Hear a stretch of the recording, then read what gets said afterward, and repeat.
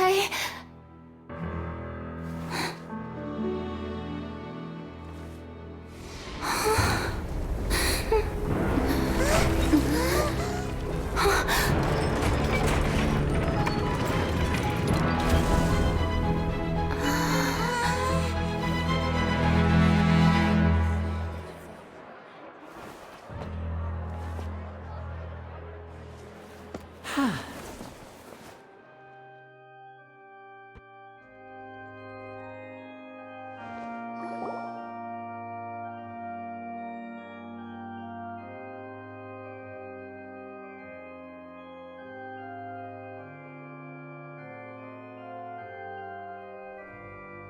Ladies and gentlemen, this concludes my opening performance.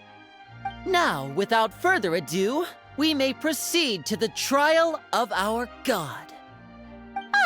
So this is what it is. Yes, you deserve praise for the effort you took to raise the dramatic stakes. Do not forget, however, that I am Focalor, the god of justice, the embodiment of justice itself. Does it not strike you as even the least bit absurd to bring the very concept of justice to trial? May I interpret these words as your refusal to stand trial? In that case, you will have the opportunity to defend your honor through a duel. You would draw your blade against a god?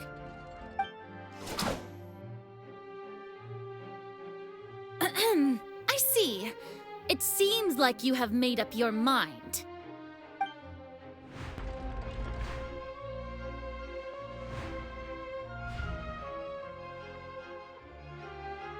Paimon can't believe it. She just surrendered. What the heck is going on? Did I just see an Archon surrender to a human? Wow, how utterly humiliating. Lady Furina, what is the meaning of this? Shh! It would seem that there has been a misunderstanding. To be clear, the raising of both hands is not always an indication of surrender. Looking for excuses again, huh? I raised my hands just now to indicate my acceptance of the trial. No duel shall be necessary. I will admit that I've been running away for a long time. I'm sorry, everyone. I was unable to protect the people of Poisson. It is my duty to stand trial for my crimes. You are not the only ones to be disappointed in me. I, too, am exceedingly disappointed in myself. But now, it is time for the Hydro Archon to show you her courage and resolve. I, Furina, will use this trial to show the world the true meaning of justice! This time, I will protect you. Applaud and rejoice! One of the most outrageous and fantastical arcs known to the opera epiclese is now unfolding before your eyes. Mark my words, this shall be one of the most exhilarating and brilliant shows ever to grace the stage of Fontaine! The trial of the Hydro Archon, Focalor, will now begin! Woohoo! Oh, no. Why does it feel like Furina just took over the whole thing? Like, come on! Didn't she just get forced to stand trial for her crimes? Also, even though she's still acting super dramatic, she is taking this seriously this time, right? All right, then. Who will be my opponent in this trial? The court asks the prosecutor to please take the stand. Is that so? Very well. Then please speak, witness of Tivat, my accuser and fated opponent.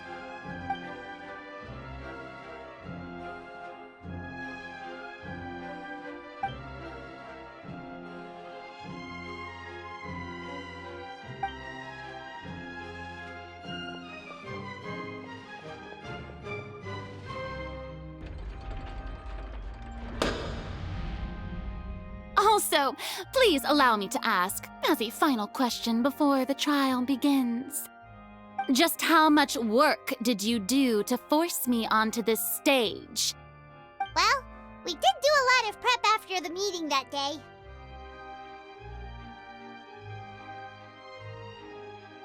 I can go over the tasks assigned to the Spina di Rosula, since they were rather straightforward and easy. Navia, the president of the Spina di Rosula. Most of the people who participated in the disturbance this morning were my subordinates.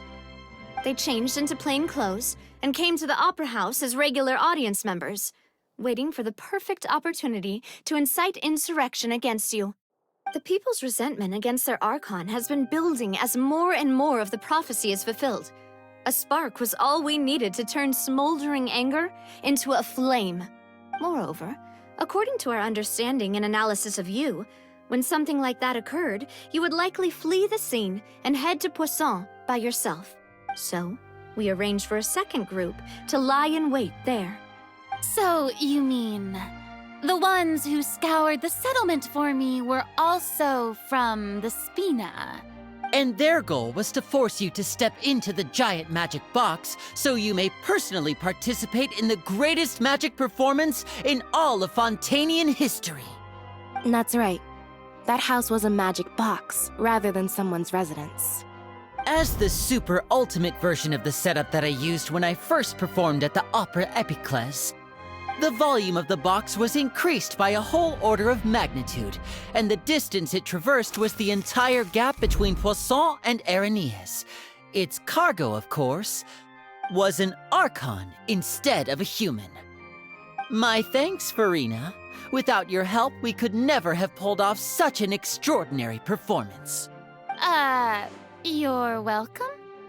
Of course, this performance was only made possible with Father's support. The House of the Hearth spent a massive amount of labor in Mora to pull this off. We had to select a location, construct the giant magic box, dig a tunnel, and open up a path through the water. It was a lot of work for all of us. So, in other words, the earthquake that we felt within the giant magic box was just a normal tremor from the transportation of the whole house? That's right. It wasn't a sign of another disaster to come. Then, I can guess Nervilette and Cloran's parts. You gathered a crowd, prepared a stage, and made sure that the champion duelist would be immediately ready for a fight. Also that as soon as I appeared on the stage, the trial may commence without a hitch. Am I right? Yes, that is correct. Well, Clorand, I must commend you for your courage. Only the most outstanding champion duelist in all of Fontaine would accept a duel with an Archon without flinching. Thank you. As for you, Traveler, I suppose your role was to keep me distracted with conversation once you found me in Poisson. You'd make sure that I didn't notice anything amiss before revealing yourself as my prosecutor once we'd arrived onto the stage. Oh?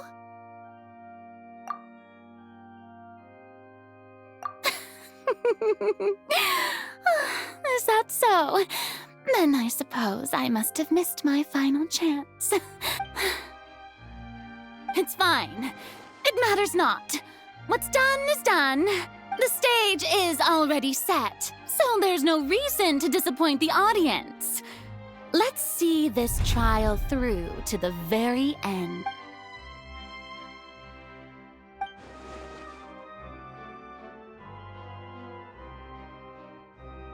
Madam Prosecutor, please allow me to pass this along. This is a document that Miss Charlotte applied for and received permission to share with you during the trial. According to her, it should speed up the proceedings. Huh? Charlotte wanted to give us something? Oh, so she's here too! Hey, Charlotte! Oh, let Paimon see. Isn't this the exclusive interview that she did with us before? So she's already finished it, huh? Oh, wait. Then that means this document is a perfect timeline of everything that's happened ever since we stepped foot in Fontaine! So in other words, we can refer to this anthology of evidence every time we want to use something from our journey as evidence for an argument. Let's quickly confirm the information in it. Just think of it as a refresher, alright? You defeated the Hydro Archon in the very first duels you took part in at the Opera House. That's one for the history books, all right. I didn't think that you'd wind up getting to the bottom of the case I'd been following all this time. I guess you could also see this as a happy coincidence. This is the first time Monsieur Nervillette had a difference of opinion with the Oratrice. Even the Hydro Archon can't figure it out. A Fatui Harbinger. She's an extraordinary person. Her instinct must mean something. The fortress of Meripede was almost destroyed in a single day. That I didn't witness that scene personally will always be a source of professional regret, I think.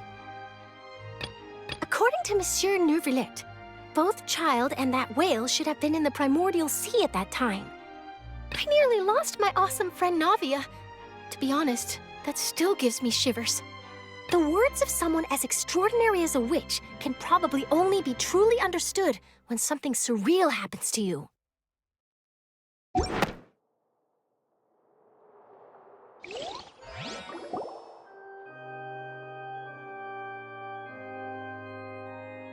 The prosecution and the defense are both in position. The trial shall now begin. Oh, come on, Nervillette. There's no need to repeat all the unimportant legalese. Just fast forward to the part where the prosecution lays out my offenses.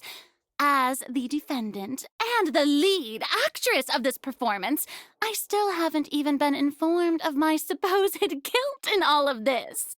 Of course, it is only natural for humans to struggle to understand the actions of a god. However, you will need more than that to convict me of a crime. That's true, but my charge here is unrelated to your conduct as an Archon. Instead, I would like to charge you as a fraud who's never been the Archon in the first place. Wait, what was that? Lady Furina's a fraud? Hey, I came here thinking that we were going to try the Hydro Archon for forsaking our duty, but did I hear that right? She's not our Archon at all? Charge accepted. Lady Furina, do you plead guilty to the charge? Lady Furina. I plead not guilty. How can I be guilty?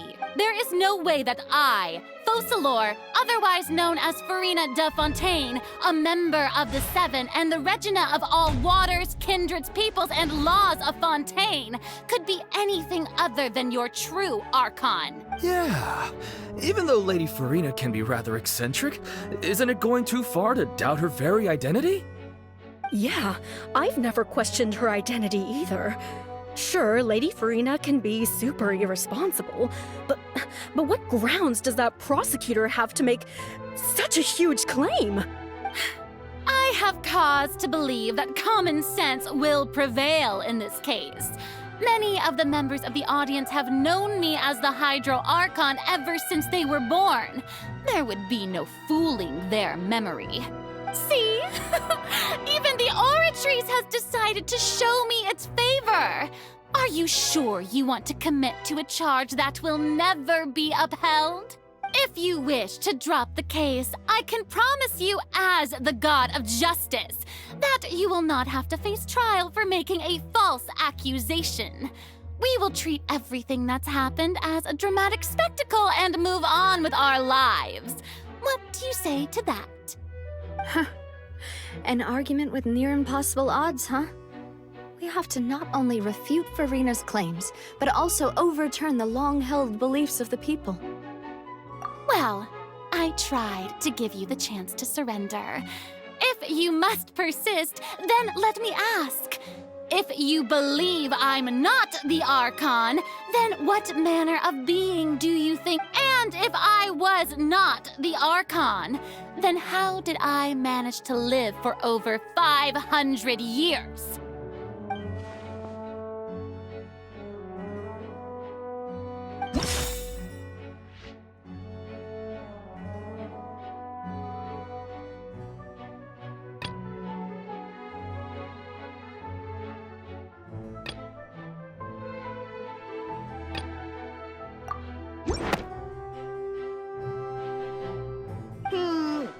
doesn't sound right.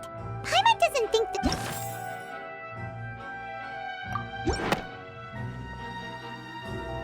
First of all, you may be a member of another long-lived race, which would allow you to naturally possess an extended lifespan. And second of all, even if that wasn't the case, there could be other ways to extend your life. Who gave you that idea? Was it the knave? You'd sink so low as to use a harbinger's words against me. A curse?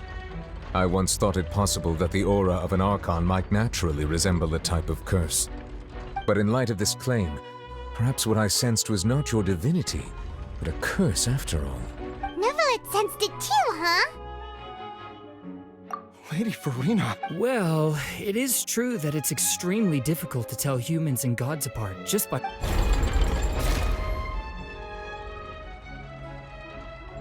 Well, don't start celebrating too early now. Even if I have been carrying a curse like you said, how does that prove that I am merely a human being? Besides, everyone knows that the main difference between a human and a god is the possession of authority.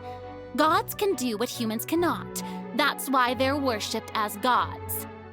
For centuries, manifestations of my authority have served the nation of Fontaine. One need only to turn their eyes towards the Oratrice Mécanique d'Analyse Cardinal in this very opera house, or consider the endemnitium that is used in every aspect of life.